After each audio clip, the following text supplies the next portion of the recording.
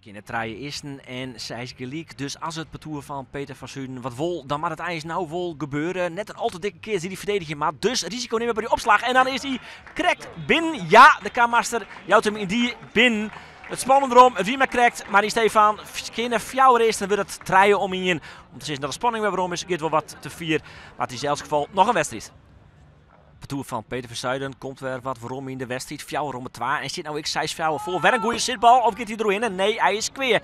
En zo wordt het van Skinner 6, weer 6 gelijk. En zo wordt de eerstvolgende wel een hele belangrijke slag.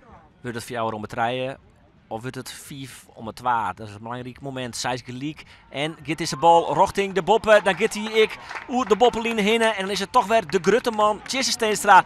De man die kiest is in Wemplaak Bitgemeren die ervoor zorgt dat ze net op fjouwer om het 3 komen. Nee, het wordt 5 om het 2. Zo spannend als in de PC-finale had het nog net West in deze finale. 4 om het 2 en fjouwer gelijk. En dit is toch wel weer een hele fijne zitbal van Jesse Steenstra.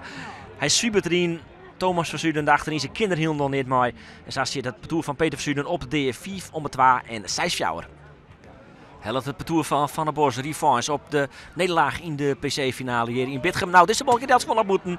De bal van Jesse Steenstra en zo wordt het dus 4 om 2 en 6 gelijk. En is er nog een liedskansje van het parcours van Zuiden.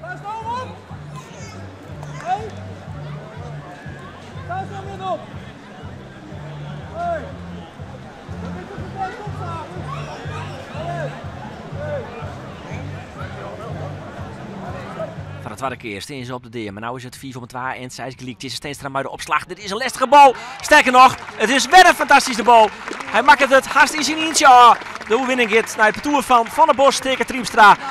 En Jesse Steenstra ze winnen mooi 4 om 2 en 6 gelijk van het parcours van Peter van Zuiden hier in Bitgem.